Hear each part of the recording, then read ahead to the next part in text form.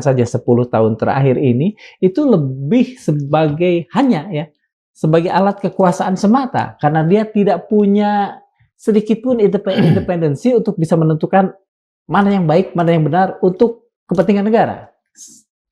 Gambarnya saya ambil contoh gitu ya. Yeah. Oke. Presiden Jokowi mengeluarkan Kepres 17 ya tentang PKI ya. Yeah. Intelijen tentunya memberikan masukan sebelum ini disahkan. Yeah. Sebelum ini dilakukan gitu ya. Waktu 65 itu peristiwa itu terjadi, pembunuhan itu terjadi, siapa yang memulai? Dan intelijen mestinya tidak perlu mencari lagi, tetapi sudah ada catatan sejarah kan. Nah, tapi sudah ada, tetapi pada saat itu perintah keluar, maka ini dilengkapi lagi. Siapa tahu ada pengembangan yang lebih detail, gitu ya.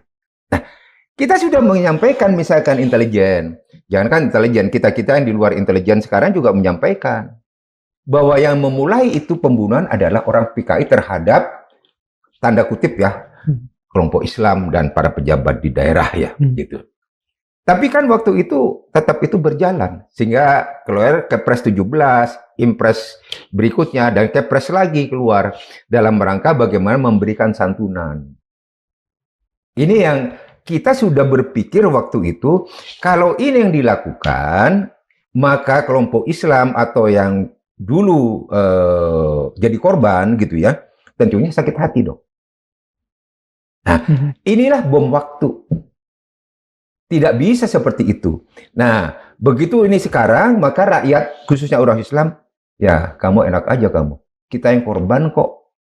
Kok kamu yang dapat untung istilahnya ya, dapat santunan gitu ya. Nah, tentunya intelijen sudah memberikan masukan ke Polkam pada waktu itu. Ini lu data. Data itu dari awal sudah ada di satuan masing-masing, bukan dicari baru deh, bukan. Enggak. Hanya mungkin begitu ada peristiwa ditarik tambahan gitu ya, lebih akurat gitu. Jadi data itu disodorkan ke Menko Polkam selaku waktu itu tertua ya yang itu.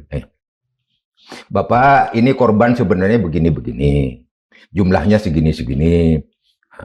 Sampai kita kalau itu terus dilakukan Bapak, ini akan dampak jadi bom waktu, gitu ya.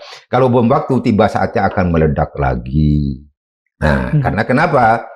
Si kelompok Islam maupun TNI dianggap dikorbankan.